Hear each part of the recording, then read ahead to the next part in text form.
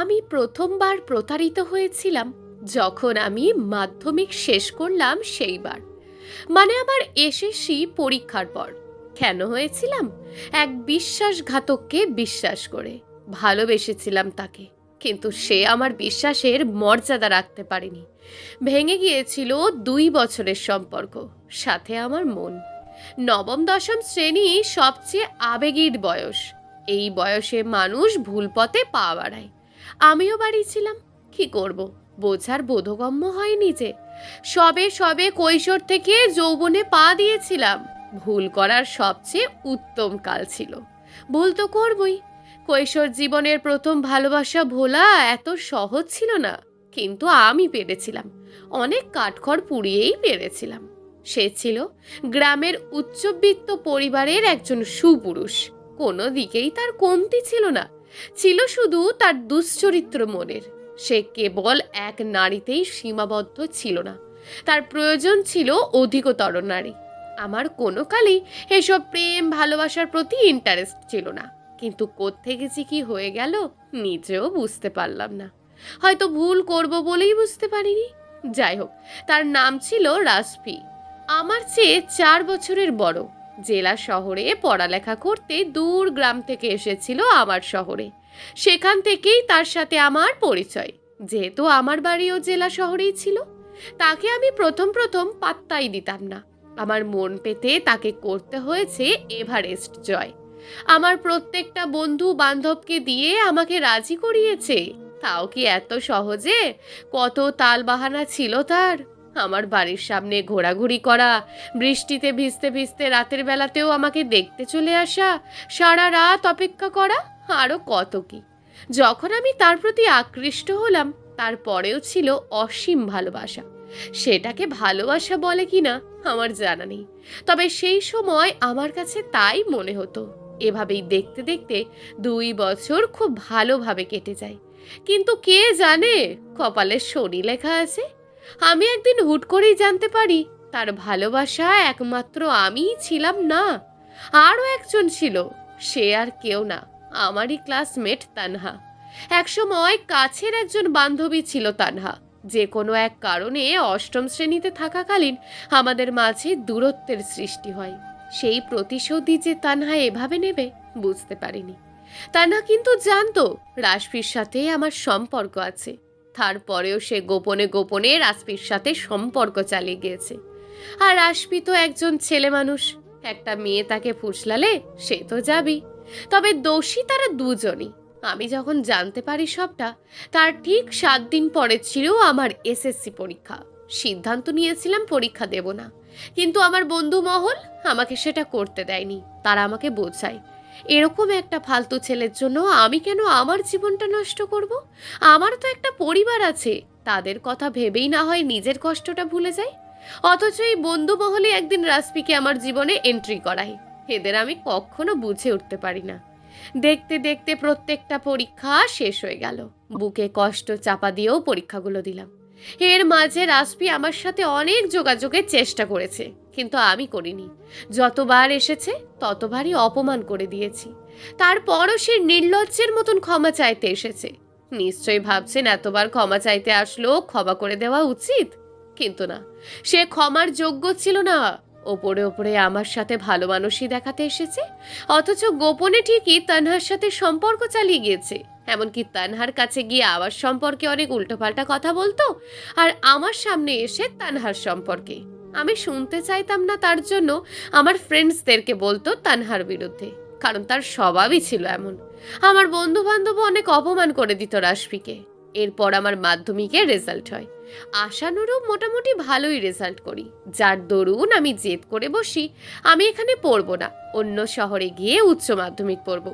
সত্যি বলতে আমার এখানে দম বন্ধ হয়ে আসছিল। সারাদিন বন্ধু মহলে আড্ডা দিল, রাতে খুব একা লাগতো নিজেকে। দিন শেষে আমিও তো একজন মানুষ। সামনে যত যাই বলি না কেন, ভিতরে ভিতরে কি চলতো তা একমাত্র আমিই জানি। রাসপিকে কোনো রকম কাটিয়ে উঠতে পারছিলাম না। তার থেকে মুক্তি পেতেই দূরে যেতে চাই, যেখানে কেউ আমার হদিশ পাবে না। পরিবারকে কোনো রকম বুঝিয়ে সুঝিয়ে চলেও এসেছিলাম অন্য শহরে। আমি কোথায় থাকতাম সেটা শুধুমাত্র আমার পরিবার আর আমি ছাড়া কাউকে জানতে দিইনি, এমনকি আমার বন্ধু বান্ধবীদেরও না। একজন থেকে আর একজনে ছড়িয়ে যাবে বলে, দেখা যাবে রাসপির জন্যই এত দূরে এসেছি, অথচ সেই রাসপি আমাকে এখানে এসে হামলা করলো। তাই কাউকে জানতেও দিইনি, পরিবারকেও নিষেধ করেছি কাউকে ঠিকানা বলতে। এরপর শুরু হলো আমার নতুন পথ চলা। সব কিছু নতুন, নতুন শহর, নতুন এলাকা, নতুন কলেজ, নতুন বন্ধু বান্ধব। তবে পুরানোগুলোর সাথেও যোগাযোগ রাখতাম। তাদের থেকেই জানতে পারি রাসপি আমার খোঁজ পাবার জন্য তাদের ওপর কতটা জুলুম করেছি, কিন্তু করেও লাভ নেই। তারা নিজেরাও জানে না আমি কোথায়। এমনকি আমার সোশ্যাল মিডিয়ার কোনো জায়গায় আমাকে নতুন কলেজ বা নতুন অ্যাড্রেস অ্যাড করিনি। সব জায়গা থেকে রাসপি ব্লকে ছিল। নতুন নতুন ফেক আইডি খুলে মেসেজ দিত, কিন্তু আমি দেখি আবার ব্লক করতাম। সিম কার্ডও চেঞ্জ করেছিলাম। এরপর আর কখনো রিলেশনে জড়াইনি, ইচ্ছে করেই জড়াইনি। বারবার প্রতারিত হতে পারবো না। উপরওয়ালা যাকে ভাগ্যে রাখবে তাকে নিয়েই সারা জীবন কাটিয়ে দেব। আমি চাইনি বলেই যে কেউ আমার সাথে জড়াতে চায়নি এমনটাও না। আমার একটা ফ্রেন্ড ছিল, রেদোয়ার নাম। আমাকে খুব পছন্দ করত, কিন্তু আমি তাকে বন্ধু ছাড়া কিছুই ভাবতাম না। তাকে জানিয়েছি রাসপির কথা, কেন আমি চাই না আর এসবে জড়াতে। কিন্তু কে শোনে কার কথা? তার বক্তব্য সবাই তো আর এক হয় না। আমিও তাকে জানিয়ে দিই, তুই যদি আমাকে বন্ধু ছাড়া অন্য কিছু ভাবিস তাহলে এখানেই আমাদের যোগাযোগ শেষ। এর পরিপ্রেক্ষিতে শুধু এতটুকুই বলেছিল, যোগাযোগ বন্ধ করবি কি করবি না সেটা তোর ব্যাপার, কিন্তু আমাকে এই পথ থেকে সরাতে পারবি না। আমি তোকে কখনো জোরও করব না, নেক্সট টাইম এটা নিয়ে কথাও বলবো না, কিন্তু ভুলে যেতে বলবি না। আমার পক্ষে সম্ভব না। সেদিন আর তাকে কিছু বলিনি। এরপর সত্যিই সে আমাকে আর এসব বিষয়ে কিছু বলেনি। আমিও স্বাভাবিক হয়েই তার সাথে মিশতাম। আরও অনেক বন্ধু বান্ধব অবশ্য ছিল আমার। 2 বছর পর উচ্চ মাধ্যমিক শেষ করে এবার বাড়ি ফেরার পালা চলে আসে। এখন আর আমার যেতে নিঃসংকোচ নেই, কারণ রাসপি স্নাতক ডিগ্রি নিতে বিভাগীয় শহরে চলে গিয়েছে। তানহার সাথেও বেশ কয়েক মাস ধরে যোগাযোগ নেই, সবই কানে আসতো। এবার আমি নিজের মনকে শক্ত করেই বাড়ি ফিরে যাই। বাড়ি ফেরার ঠিক 3 মাস পর ঘটলো আর এক ঘটনা। আমার বিয়ে হয়ে গেল অন্য একটা ছেলের সাথে। আমি কিছুতেই মেনে নিতে পারছিলাম না এত তাড়াতাড়ি বিয়ে, কিন্তু আমার পরিবার দিল। তারা আমাকে আগে থেকে বিয়ের কথা জানায়নি। তারা জানে যে আমি জানলে বিয়েটা করব না। আমি এত আর্জেন্ট বিয়েটা মেনে নিতে পারিনি, কিন্তু এটা কখনো বলিনি যে শ্বশুর বাড়ি স্বামী এদের মেনে নিতে পারবো না।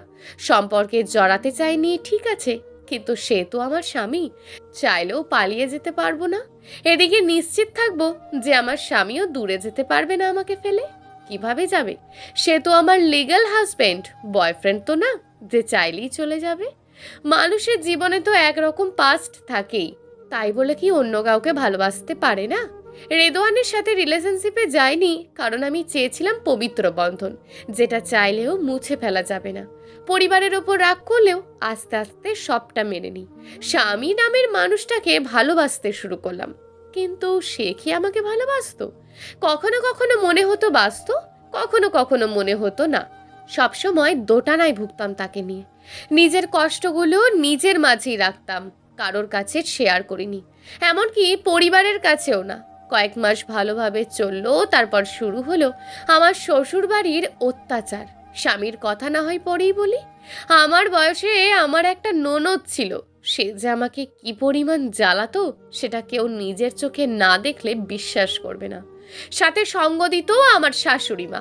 উঠতে বসতে তো কথা শোনাতই, কোনো কাজে যদি 19 থেকে 20 হতো গায়েও হাত তুলতো। শ্বশুর মশাই আবার এতটা খারাপ ছিল না, তবে তাকে নিয়ে একটা সমস্যা ছিল। সে সবার দোষ ঢেকে রাখতো, আমার স্বামীর কুকীর্তি, শাশুড়ি ননদের অত্যাচার সব। আমাকে বিয়ের পর থেকে বাড়িতেও কখনো যেতে দেয়নি। আবার আমার পরিবারকেও আসলে আমার শাশুড়ি সবসময় সাথে সাথে থাকতো, আমি যেন তাদের কিছু বলতে না পারি। বাবা মা মাঝে মাঝে রাগ করতো, যেতে দেয় না তাই। আবার দেখতো মেয়ের বিয়ে হয়েছে, এখন শ্বশুর বাড়ির মর্জি মতোই চলা উচিত। আশেপাশের কেউ আমার শ্বশুর বাড়ির লোকজনকে তেমন একটা চিনতো না। তারা শহরে নতুন বাড়ি ভাড়া করে থাকছে, আগে কোথায় থাকতো বা গ্রামের বাড়ি কোথায় আমি এসব কিছু জানি না। হয়তো আমার ফ্যামিলি জানলেও জানতে পারে, সেসব আমি আর মাথা ঘামাইনি। আমার স্বামী ছিল একজন ধূর্তবাজ শয়তান। সে সর্বদা সাজু সাজত। কিন্তু মানুষের স্বভাব কি পরিবর্তন করা যায়? যতই সাধু সাজুক না কেন, আমার কাছে ঠিকই ধরা পড়তো সে যত রকমের দুর্নীতি কাজ আছে সব কিছুর সাথে জড়িত ছিল। স্বভাব চরিত্রও ভালো ছিল না, তারপরও সব কিছু মুখ বুজে সহ্য করেছিলাম। মেয়ে হয়ে জন্মেছি, এতটুকু ধৈর্য শক্তি তো রাখতেই হবে। কিন্তু আর কত? বিয়ের 1 বছর পর জানতে পারি তার অতি সুন্দরবান চরিত্র সম্পর্কে। প্রকৃতপক্ষে সে একজন ধর্ষক ছিল, জেলও খেটেছে 2-3 বার। তারই জন্যই তার পরিবার পালিয়ে পালিয়ে বিভিন্ন শহরে ওঠে। এরপরও তার পরিবার সব সময় তার সাফাই গাইতো। এত কিছু শোনার পর আমার আর সহ্য হচ্ছিল না, বাড়িতে ফিরে যেতে চেয়েছিলাম। কিন্তু আমার স্বামী আমাকে ডিভোর্স দেবে না কোনো মতেই। অনেক চেষ্টা করেও কাজ হয়নি। লাস্টে বলেছিলাম আমি তাকে ক্ষমা করব, কিন্তু তাকে আগের সমস্ত খারাপ কাজ থেকে ফিরে আসতে হবে। একজন সৎ নিষ্ঠাবান মানুষ হতে হবে, আর তার পরিবার যেন আমাকে নির্যাতন না করে। তাহলে আইনের আশ্রয় নেব। মেনেও নিয়েছিল সবাই। তবে তার কিছুদিন পরই আবারও আগের অত্যাচারগুলো শুরু হয়। মানুষের স্বভাব যে পরিবর্তন করা যায় না। না পরিবর্তন হয়েছিল শাশুড়ি ননদ, আর না হয়েছিল আমার স্বামী। কিন্তু শেষ পর্যন্ত সেই সম্পর্কও আর টিকলো না। 2 বছরের দিকে আমার স্বামী ঘরে তুলে আনলো আর এক নববধূ। বিয়ে যখন করবেই আমাকে আগেই মুক্তি দিলে পারতো। এরপর সে জানিয়ে দেয় আমাকে তার আর প্রয়োজন নেই, এখন থেকে আমি মুক্ত, চাইলে চলে যেতে পারি। শ্বশুর শাশুড়িও তাই চাই। ছেলের জন্য এতদিন ধরে রেখেছিল, আজ ছেলে চাইছে না, তাই তারাও চাইছে না। আমার প্রয়োজন ফুরিয়ে গিয়েছে যে। এক কাপড়ে শ্বশুর বাড়ি থেকে বেরিয়ে আসলাম। এবারও আমি প্রতারিত হই। আমার জীবনটাই বোধহয় এমন। আমার পরিবারকে সব জানালাম। তারা অবশ্য একটু আধটু জানতে পেরেছিল এই 2 বছরে। তারা আইনের আশ্রয় নিতে চাইলে আমি বাধা দিলাম। আমি তো আর সেখানে থাকতে চাই না। আমার জন্য এই মুক্তিটাই দরকার ছিল, আর বাকি রইল তার শাস্তি। সৃষ্টিকর্তা চাইলে সেটা একদিন সে ঠিকই পাবে। এরপর তার সাথে আমার আইনিভাবেই বিচ্ছেদ হয়ে গেল। সবকিছু মন থেকে ঝেড়ে ফেলে নতুন করে পড়ালেখা শুরু করলাম। নিজের জীবন তো এগিয়ে নিয়ে যেতে হবে। আমার কপালে বিয়ে ভালোবাসা এসবের জায়গা নেই। নিজের ভাগ্যকে মেনে নিয়ে সামনের দিকে চলতে শুরু করি। কিন্তু আমার বাবা মায়ের কাছে হয়তো বোঝা হয়ে যায়, তাই তো তারা আবার আমাকে দ্বিতীয় বিয়ে দেওয়ার সিদ্ধান্ত নেয়। কিন্তু কোনো মতেই আমাকে রাজি করাতে পারে না। তাদের আমি সাফ সাফ জানিয়ে দিই আমি আর বিয়ে সম্পর্ক এসবে বিশ্বাস করি না, এতে আমি জড়াবো না। কিন্তু আমার কথা কি তারা শুনবে? তাদের কথা? মানুষের জীবনে কত কিছু ঘটে, সবার কপালে এক স্বামী সংসার জোটে না, তাই বলে কি তাদের ভালো থাকার অধিকার নেই? মানুষ দ্বিতীয় বিয়ে করেও সুখী হয়। তাদের আমি এটা কোনো মতেই বোঝাতে পারছিলাম না বিয়েই কি একটা মানুষের জন্য সব। সম্পর্ক ছাড়াও তো মানুষ ভালো থাকে, সুখী থাকে। আর আমার জন্য পাত্র খুঁজতে হলে অবশ্যই বিবাহিত কোনো পুরুষই খুঁজতে হবে। আমার বয়স যতই কম থাক না কেন, অবিবাহিত কেউ তো আর আমাকে বিয়ে করতে আসবে না। হয়তো দেখা যাবে যার সাথে বিয়ে হবে তার বাচ্চা কাচ্চাও আছে, বউ হয়তো চলে গিয়েছে নয়তো মারা গিয়েছে, এমন দেখেই বিয়ে করতে হবে। এসবে অবশ্য আমার আপত্তি ছিল না। আমার মেন উদ্দেশ্য আর কখনো বিয়ে শাদী করব না। আমার মনে হতো সব মানুষই প্রতারক, কেউ ভালো না, কেউ না। কিন্তু আমাকে বোঝার মতন কেউ ছিল না। পরিবারের ওপর রাগও করতে পারতাম না। তারা তো আমার খারাপ চাইবে না, তারা চায় তাদের মেয়ে ভালো থাকুক। কিন্তু তারা এটা জানতে চায় না যে তাদের মেয়ে কিসে ভালো থাকবে। আদেও কি সে বিয়ের মাধ্যমে ভালো থাকবে? নতুন করে শুরু হলো তাদের পাত্রপক্ষ দেখা। তারা তাদের মতন চলে, আমি আমার মতন। কলেজ, পড়ালেখা, টিউশন এসব নিয়েই নিজেকে ব্যস্ত রাখতে শুরু করি। একদিন ভার্সিটি থেকে ফেরার পথে দেখি এক বয়স্ক মহিলা রাস্তা পার করতে গিয়ে অ্যাক্সিডেন্ট হয়েছে। কেউ তাকে তুলে হসপিটালে নিচ্ছে না, তারা শুধু তাকিয়ে তাকিয়ে দেখছে। আমার এদেরকে দেখে খুব রাগ হলো। বর্তমানে সমাজ কি তাহলে এটাই? এখানে কেউ কাউকে সাহায্য করে না? কেমন যেন অনুশোচনা হতে লাগলো। আমরা কোন দেশে বাস করি? এখানে মানুষ মরলেও তাকে নিজের আত্মীয় ছাড়া কেউ সাহায্য করার মতন নেই, কেউ নেই। আমি সেই বৃদ্ধ মহিলাকে নিয়ে পাশের একটা ভালো হসপিটালে যাই। তাকে এমার্জেন্সিতে নিয়ে গেলাম, কিন্তু সেখানে ম্যাথসের ডক্টর ছাড়া এমবিবিএস কোনো ডক্টর ছিল না। তারা তাদের স্যারকে ফোন দিয়ে হসপিটালে আসার কথা জানায়। এদিকে বৃদ্ধ মহিলাটির অবস্থা দেখে আমারও কেমন লাগছে। যদি কিছু হয়ে যায় তার পরিবার কাছে আমি কি জবাব দেব?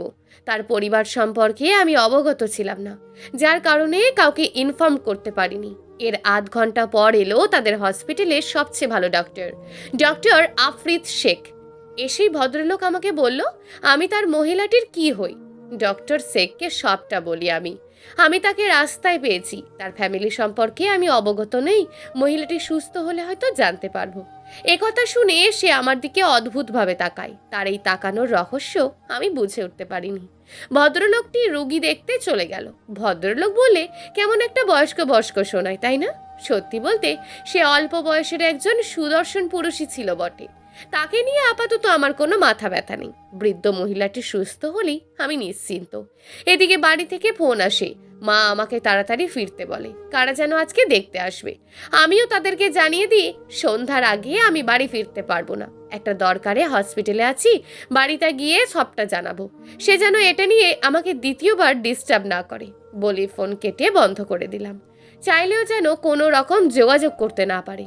প্রায় 1 ঘন্টা পর ডক্টর শেখের কেবিনে আমাকে ডাকা হলো। আমিও নিঃসংকোচে তার কেবিনের দরজা ঠেলে ভিতরে প্রবেশ করি। কেবিনটা বেশ বড় সড়ই, গোছানো আছে যথেষ্ট। আজকে প্রচণ্ড গরম ছিল, এসি রুমে বসে বেশ ভালোই লাগছে। তিনি আমাকে জানায় বৃদ্ধ মহিলাটি আপাতত রিস্কের মাঝে নেই, তবে তার ইমিডিয়েটলি রক্তের প্রয়োজন। তাদের হসপিটালে ব্লাড ব্যাংকের সাথে মহিলাটির ব্লাড ম্যাচ করছে না। আমি কোনো কিছু না ভেবেই তাকে জানাই যে আমি রক্ত দেব, আমারও সেম গ্রুপের ব্লাড। এবারও সে আমার দিকে অবাক হয়ে তাকালো। অবশেষে মহিলাটিকে রক্ত দিয়ে সুস্থ করে তার বাড়ির ঠিকানা নিয়ে বাড়িতে পৌঁছে দিয়ে আসলাম। তাদের বাসার লোকজন খুব ভালো, সেখানেই সন্ধ্যা পর্যন্ত কাটিয়ে বাসায় ফিরি। বাড়ি ফিরে আমার ওপর আর এক ঘূর্ণিঝড় বয়ে যায় আমার মায়ের তরফ থেকে। তাদের মাথা নাকি হেঁট হয়েছে, পাত্রপক্ষকে না করে দিতে হয়েছে সেজন্য। এভাবেই দেখতে দেখতে বেশ কিছু মাস পার হয়ে যায়। এর মাঝে বেশ কয়েকবার ডক্টর আফরিদ শেখের সাথে আমার কোইন্সিডেন্টলি দেখা হয়ে যায়। আশ্চর্য হলেও এটা সত্য, আমি তাকে না চিনলেও সে আমাকে প্রতিবার ঠিকই চিনত। মানে লোকটি কি আমায় ফলো করে নাকি বুঝতে পারি না। একদিন সেই হসপিটাল থেকে কল আসে আমাকে ব্লাড দিতে হবে। আমার ব্লাড গ্রুপ ছিল ও নেগেটিভ। এই গ্রুপের রক্ত সচরাচর কালেক্ট করা খুব কষ্টের। ও নেগেটিভ গ্রুপের ব্যক্তিরা সবাইকে দিতে পারবে কিন্তু কারোর কাছ থেকে নিতে পারবে না। তাই বাধ্য হয়ে আমি ব্লাড ডোনেট করতে চাই। আমার জন্য যদি কারোর সাহায্য হয় তো আমি নিজেকে ধন্য বলে মনে করব। সেবারও ডক্টর শেখের সাথে দেখা। মূলত সেই আমাকে ফোনে অন্যের মাধ্যমে জানায় যে ব্লাড ডোনেটের কথা। এরপর অনেক দিন দেখা হয়নি আমাদের মাঝে। একদিন হঠাৎ করে একটা আননোন নাম্বার থেকে কল আসে আর জানায় সে ডক্টর আফরিদ বলছে, আমার সাথে দেখা করতে চাই, খুব আর্জেন্ট। আমিও তাই বেরিয়ে যাই দেখা করতে। সত্যিই হয়তো দরকার, কিন্তু যাওয়ার পর যা শুনি আমার মাথা চক্কর দিয়ে ওঠে। সে আমাকে বিয়ে করতে চায়। কথাটা শোনার পর কিছুক্ষণ থম মেরে দাঁড়িয়েছিলাম। এরপর তাকে আমি না করে দিই। কারণ জানতে চাইলে আমি জানাই আমি একজন ডিভোর্সি নারী। সে জানায় আগে থেকেই সে কিছুটা জানে, এতে তার কোনো প্রবলেম নেই। আমার থেকে সবটা জানতে চাইলে আমিও বলি। সে সবটা শুনে বলে, বিয়ে হয়েছিল তো কি হয়েছে? যাদের ডিভোর্স হয় তাদের কি দ্বিতীয়বার বিয়ে করার অধিকার নেই, নাকি ভালো থাকার অধিকার নেই? আমি আপনার সবকিছু শোনার পরেও রাজি। আমি সেদিন তাকে ডিরেক্ট না করে বাড়ি ফিরি। বুঝতে পারছিলাম না তার মতন অবিবাহিত ছেলে কেন এত কিছু শোনার পরেও আমার মতন ডিভোর্সি পার্সনকে বিয়ে করতে চায়। মতলব কি তার? এরপর থেকে আমি তার কাছে আর ঘেঁষিনি। হঠাৎ করে দেখা হলেও এড়িয়ে চলতাম, কেননা আমার আর কোনো ছেলেকে বিশ্বাস হয় না। সবাই বিশ্বাসঘাতক, প্রতারক। আমি চাই না আর এসব। একদিন টিউশন থেকে বাড়ি ফিরে দেখি ডক্টর শেখ একজন ভদ্র মহিলাকে নিয়ে আমাদের বাসার ড্রয়িং রুমে বসে আছে। সম্ভবত মহিলাটি তার মা হবে। আমার পরিবারের সবাইও উপস্থিত আছে সেখানে। আমি তাদের সাথে দু একটা কথা বলে নিজের রুমে চলে আসি। আমার ভয় হচ্ছে, তারা এখানে কেন এসেছে? আমি যেটা ভাবছি সেটা নয় তো? আমার মাঝে অস্থিরতা বিরাজ করলো। এমন সময় আম্মু আমার রুমে এসে আমাকে জানায় ডক্টর আফরিদ নাকি বিয়ের সম্বন্ধ নিয়ে এসেছে। আমার ভাবনাটাই সত্যি হলো। শুধু সম্বন্ধ না, আজকেই আংটি পরিয়ে যাবে আর সামনের সপ্তাহে বিয়ে। আমার পরিবার তো খুশিতে গদগদ। এমনিতেই আমার জন্য পাত্র খুঁজছিল, তার উপর আফ্রিদকে পেয়ে যেন আকাশের চাঁদ হাতে পেয়ে গেল। এত ভালো ছেলে, পেশায় একজন ডক্টর, দেখতে শুনতেও দারুণ, তার উপর নিজের নামে নাকি হসপিটাল আছে। মানে সে যেই হসপিটালে জব করে সেটার মালিকও নাকি সে নিজে, আবার অবিবাহিতও। নিজেরা যেচে এসে বিয়ে করতে চাইছে আমার সব কিছু শুনেও। আমার 14 গোষ্ঠী নাকি কপাল ভালো, তাই এমন রাজপুত্র পাচ্ছি আমি। আমার মায়ের বক্তব্য ছিল এগুলো, আমিও আম্মুকে জানাই। আগেরটাও তো ভালো দেখেই দিয়েছিলে, লাস্টে কি হলো? আর যারা যেচে এসে বাড়াবাড়ি করছে তাদের মাঝেই ঝামেলা আছে, নইলে আমার মতন একটা মেয়েকে কোন দুঃখে সে বিয়ে করবে? আমি কোনো মতেই এই বিয়ে করতে পারবো না। আম্মু এতে রাগান্বিত হয়ে বলে, তোর সব কিছুতেই বাড়াবাড়ি, বুঝবি একদিন যেদিন আমরা বেঁচে থাকবো না। তোর কোনো ভাই বোনও নেই, বাবা মা না থাকলে সারা জীবন তোকে পালবে কে? আর কোনো কথা না বলে তাড়াতাড়ি রেডি হয়ে নে। কোনো চেষ্টা করেও লাভ হলো না, অবশেষে এঙ্গেজমেন্ট হয়ে গেল। এর পরের সপ্তাহে একদম নর্মালভাবেই বিয়েটা হয়ে গেল। আপনি শুধু তার মাকে নিয়ে এসেছিল, আর কেউ ছিল না। সবকিছু আমাকে চরম ভাবাতো, কেন সে এত ভালো পাত্র হয়েও আমাকে বিয়ে করলো? কোন রহস্য লুকিয়ে আছে? আবার কোন ঝড়ের মুখের সম্মুখীন হব আমি? এত বার ঠকতে ঠকতে আমি সত্যিই ফেড আপ হয়ে গেছিলাম, দম বন্ধ হয়ে আসছিল আমার। কিন্তু বিয়ের কিছুদিন যেতেই বুঝতে পারি আমি সম্পূর্ণ ভুল ছিলাম। আফ্রিদকে যেমনটা ভেবেছি তেমনটা সে নয়। সে প্রকৃতপক্ষে একজন সৎ নিষ্ঠাবান ছেলে। আমি যেমনটা সারা জীবন চেয়ে এসেছি ঠিক তেমনই ছিল। সে আমাকে প্রচণ্ড ভালোবাসতো, তার ভালোবাসায় কোনো খাত ছিল না। মানুষ হিসাবেও খুব ভালো, গরিব এতিমদের খুব ভালোবাসতো। তার একটা বৃদ্ধাশ্রম আর 2টো এতিমখানাও ছিল। এছাড়া পথে ঘাটেও মানুষকে অনেক সাহায্য করত। ওর এসব আমাকে ওর প্রতি সম্মান শ্রদ্ধা সবকিছুই দ্বিগুণ বাড়িয়ে দেয়। ভাবতাম হয়তো এবার আমার ঝুলিতে ভালোবাসা ধরা দিয়েছে, আমার আর কোনো আক্ষেপ নেই, আমি হয়তো এখন সুখী হব। কিন্তু কথাই বলে না, অভাগা যেদিকে যায় সাগর শুকিয়ে যায়। আমিও ছিলাম একজন অভাগা নারী। আমার কপালে ভালোবাসা, স্বামী, সুখ এসবের ছোঁয়াই ছিল না। তাই তো বিয়ের 2.5 বছরের মাথাতেই সে কার অ্যাক্সিডেন্টে মারা গেল, আর আমাকে একা করে দিয়ে চলে গেল সারা জীবনের মতন। আমি মাঝে মাঝে নিজের ভাগ্য নিয়ে নিজেই তিরস্কার করতাম। এমন ভাগ্য কারোর হয়? আমার হয়েছে। ভাবতাম হয়তো আফ্রিদ আমার সাথে জীবনে না জড়ালে ভালো থাকতো সে, কারণ আমি যে এক হতভাগা। এতদিন সে আমাকে বিয়ে করার কারণটা জেনেছিলাম। আমার সব কিছু জেনেই সে আমার প্রতি আকৃষ্ট হয়, কারণ আমার মতন হতভাগী তার মাও ছিল, মানে আমার শাশুড়ি মা। আমার শ্বশুরও নাকি তাকে অনেক অত্যাচার করে বাড়ি থেকে বের করে দেয় আর নতুন করে বিয়ে করে। আমার আর আমার শাশুড়ি মায়ের দুজনের অবস্থা প্রায় একই। তফাৎ শুধু আমার কোনো বেবি ছিল না, আর আমার শাশুড়ি মায়ের ততদিনে আফ্রিদ হয়েছে। এজন্যই আফ্রিদ আমাকে বিয়ে করে। তার মায়ের কষ্টটা সে ফিল করতে পেরেছিল। সে চলে যাওয়ার পর থেকে আজ 20 বছর হয়ে গেল। আমি এখনো একাই আছি, সাথে অবশ্য আমার মা আছে। আমার বাবা আরও 5 বছর আগে মারা গিয়েছে। আমাদের সাথে আমার শাশুড়ি মাও থাকে। আফ্রিদের যত কিছু আছে সব এখন আমার নামে। শাশুড়ি মাও তার সব কিছু আমার নামে করে দেয়, যার তার ছেলেকে দিয়ে যেতে চেয়েছিল। কিন্তু এত কিছুর মাঝেই আমি মনে হয় অসহায়। টাকা পয়সা দিয়ে তো কখনো সুখ আসে না। যাকে নিয়ে ভালো থাকবো সেই মানুষটাই তো আমার নেই। তবে আমার কোনো আফসোসও নেই। আফ্রিদ যাওয়ার আগে আমাকে ফুটফুটে একটা কন্যা সন্তান গিফট করে গেছে। এই ব্যাপারে অবশ্য আফ্রিদ জানে না যে আমি তার রেখে যাওয়া আমানত লালন পালন করছি। বাচ্চাটা আমার গর্ভের কন্যা নয়, কিন্তু আমার স্বামীর মহত্বের কারণেই আমি তাকে পেয়েছি। বাচ্চাটার মা রাস্তার পাগলি মেয়ে ছিল। পাগলিটাকে এনে অনেক দিন ট্রিটমেন্ট করে আফ্রিদ, আর হসপিটালের সবাইকে জানাই পাগলিটা হয়তো খুব বেশি দিন বাঁচবে না, এই বাচ্চার দায়িত্ব সে নেবে। কিন্তু পাগলিটা মারা যাবার আগেই তো আফ্রিদ চলে গেল। একদিন হসপিটাল থেকে ফোন আসে, পাগলিটা সন্তান জন্ম দিতে গিয়েই মারা গিয়েছে, আর বাচ্চাটার দায়িত্ব আফ্রিদ স্যার নিতে চেয়েছিল। স্যার যেহেতু বেঁচে নেই, তাহলে বাচ্চাটার কি করব। আমি সাথে সাথেই হসপিটালে গিয়ে বাচ্চা মেয়েটাকে বুকে তুলে নিই। এরপর থেকে আমার বেঁচে থাকার অবলম্বন করি আমার এই 3টে বাচ্চাকে, আমার মা, আমার শাশুড়ি মা, আর আমার অমূল্য রতন আমার এই মেয়েকে। আমার গল্প এখানেই শেষ। আচ্ছা, আমার গল্পটা কি ভিন্ন হলে পারতো না? খুব পারতো, কিন্তু হলো না। সবার কপালে যে সুখ থাকে না। এতটুকু পর্যন্তই। ডায়েরিটা উল্টে পাল্টে পড়লো রামিসা। এরপর আর কিছু লেখা নেই। এবার দিয়ে চতুর্থবারের মতন ডায়েরিটা পড়া শেষ করলো সে। যতবার পড়ে ততবারই চোখ দিয়ে পানি গড়ায়। একটা মানুষ এতটা কষ্ট সহ্য করে এখনো স্ট্রং আছে, কিভাবে পেরেছে মা এত কিছু সহ্য করতে? আমি তো তার আপন মেয়ে না, তাও কখনো বুঝতে পারিনি আমি তার নিজের সন্তান না। ডায়েরিটা না পড়লে আমি জানতেও পারতাম না এই ব্যাপারে।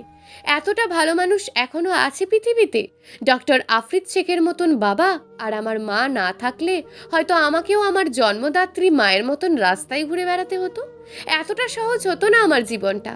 মায়ের জন্যই রামিসা এখন আমেরিকায় এসে পড়ালেখা করার সুযোগ পেয়েছে। কখনো কষ্ট দেবে না সে মাকে। সেও যে তার পালিত মাকে অসম্ভব পরিমাণের ভালোবাসে। রামিসার চোখ থেকে অনর্গল পানি পড়ছে। সে মায়ের ডায়েরিটা গত বছরের আগের বছরে দেশ থেকে আসার সময় চুরি করিয়ে এনেছে। কারণ ছোট থেকে সবসময় দেখতো মা এতে কিছু লেখালেখি করে, আবার সযত্নে তুলে রেখে দেয় আলমারিতে। তাই তো রামিসা লাস্ট 2 বছর আগে আমেরিকায় আসার সময় ডায়েরিটা মায়ের আলমারি থেকে নিয়ে চলে আসে এত দূর দেশে। খুব তাড়াতাড়ি মায়ের কাছে যাবে এবার সে। আচ্ছা, মায়ের গল্পটা এমন হওয়ার কি খুব বেশি দরকার ছিল? গল্পটা তো ভিন্ন হলেও পারত, কি পারতো না? প্রিয় দর্শক, যদি আজকের গল্পটি আপনাদের ভালো লেগে থাকে তাহলে ভিডিওটিতে অবশ্যই একটি লাইক করে আপনার মূল্যবান একটি কমেন্ট করুন। আর হ্যাঁ, চ্যানেলটিকে যদি সাবস্ক্রাইব করে না রাখেন তাহলে চ্যানেলটিকে অবশ্যই সাবস্ক্রাইব করে আমাদের পাশে থাকুন। দেখা হবে আগামীকালের নতুন এবং আকর্ষণীয় গল্প নিয়ে। ধন্যবাদ।